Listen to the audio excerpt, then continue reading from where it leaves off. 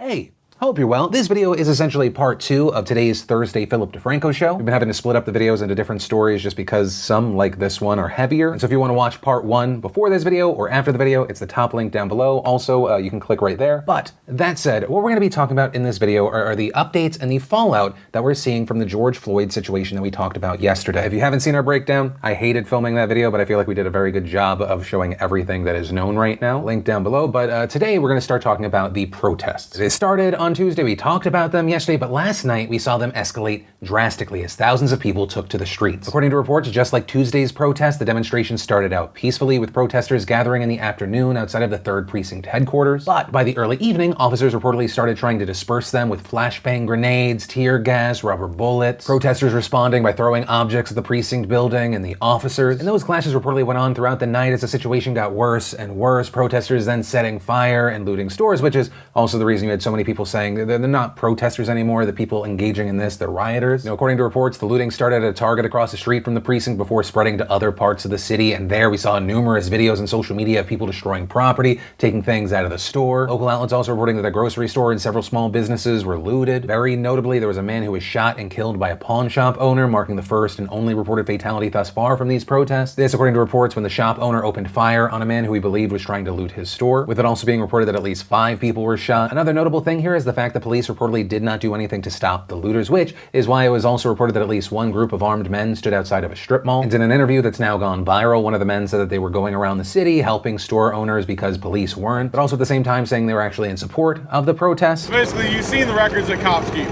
and cops are a lot less likely to try and tread on people's rights when there's other armed Americans with them. It's about damn time some heavily armed rednecks stood with fellow citizens. So bottom line, justice for Floyd, and I hope they stop looting at some point. A small group of protesters also gathered outside the houses of the Hennepin County attorney, as well as a house believed to belong to Derek Chauvin, who of course is the officer who had his knee on Floyd's neck, with protesters there writing "A murderer lives here" in chalk on the street outside of that house. We also saw multiple fires being set all over the city, with some of the biggest fires taking place at an AutoZone store and an affordable housing building that was under construction. You had firefighters going around responding to these fires. There were reports that people were throwing rocks and other objects at them, and those protests went on through the night and still went on this morning. And actually, as of this morning, there were videos still showing some fires smoldering, news outlets sharing pictures of police officers in riot gear still standing off against people in the streets. Right, and so one of the things with this story is it is ongoing and still a developing situation, right? Just this afternoon, we saw more unrest breaking out in the neighboring city of St. Paul. And there, according to reports, dozens of people looted stores and some threw rocks, bricks, and liquor bottles at police cars. Notably, we also saw another Target there being looted. It's also been reported that protesters in Minneapolis are planning for another demonstration tonight. And so with all of this, we saw Minnesota Governor Tim Walz declaring a state of emergency in Minneapolis, St. Paul, and the surrounding areas, as well as activating the Minnesota National Guard, with Walz saying in a statement, "It is time to rebuild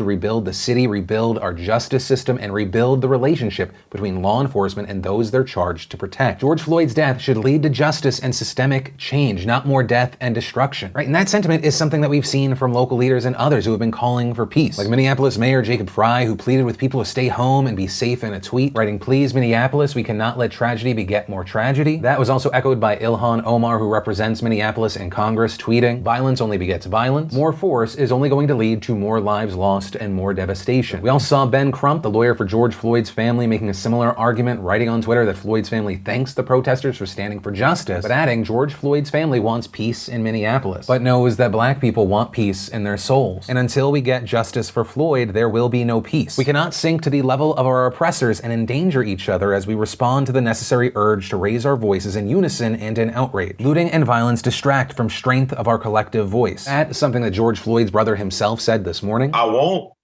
everybody to be peaceful right now, but people are torn and hurt because they're tired of seeing black men die constantly. Over and over again. But also, a thing that's important to recognize with stories like this is it's never really local, right? We're talking about a situation in Minneapolis, but in Los Angeles, we saw protesters gathering in front of City Hall and then blocking traffic on the 101. And that protest was mostly peaceful, though. We did see reports of demonstrators breaking the windows out of California Highway Patrol cars. Also in Memphis, a group of people marched in protest and gathered outside of a police building. But then a small group of counter-protesters showed up. Both sides started yelling, prompting police to step in. They reportedly allowed both sides to protest without coming in contact, but did take some demonstrators into custody. Right? And so with this being such a big story, obviously a very fresh wound, we've also seen people online raising their voices, right? People calling for change, not just with the police who are responsible for Floyd's death to be arrested and charged, but also for all of us to look at and change the systems that are in place that allowed this awful death to happen in the first place. Right, like I said yesterday, we shouldn't know the name George Floyd. This should not be something that ever happened or even got close, right? And so among those speaking up, you had people like Demi Lovato writing, "This is not okay, and it will not stop until everyone does their part, especially white people." I said it recently and I'll say it again, do not let your discomfort surrounding social issues prevent you from speaking up for those in danger. And reality is, until this stops completely, the black community will continue to live in danger. Do your part. This involves you too. We also saw the likes of John Boyega getting a lot of support, but then also a lot of backlash, with him initially writing in a tweet yesterday, "I really fucking hate racists." And then later in response to someone saying, "Yeah, my girlfriend said she hates white people, I broke up with her," he responded, "I am talking about white on black racism, the kind that has ruined the world, not caused a little breakup with your girlfriend." And while that tweet currently has 1.6 million likes, there was a lot of support. It also appeared that there was a lot of backlash, specifically about that second part. And so that's why we actually saw Boyega taking to Instagram Live to defend that tweet. A black man was just murdered in cold blood in the streets stateside again, while saying that he can't breathe. That's a continuous cycle going on. And although I don't live in the States, but I'm black, fuck that. So I say it again, fuck you racist white people. I said what I said. And if you don't fucking like it, go suck a dick. Right, so you had that, and ultimately that's where we are with this story that of course is still developing in many ways. We're gonna have to keep our eyes on this to see what's happening with the officers involved, including especially Derek Chauvin. And to that point, the other 3 cops that were involved and fired have now also been named. The officer who stands next to Chauvin in the video has been identified as Tu Tao, with the other 2 now also being identified as Thomas Lane and J. Alexander King. And actually really notable here, this afternoon we saw the city release the complaint records for all 4 of these officers. And while Lane and King had no complaints, Tao had 6 and Chauvin had 18. But as far as the investigations into this specific incident, the Department of Justice said this morning that it had made the federal investigation into Mr. Floyd's death a top priority, and according to reports, FBI officials were expected to update reporters this afternoon. Though I should note, regarding charges, as we were finishing up this video, we saw Hennepin County Attorney Mike Freeman say this. That video is graphic and horrific and terrible, and no person should do that. But my job in the end is to prove that he violated a criminal statute.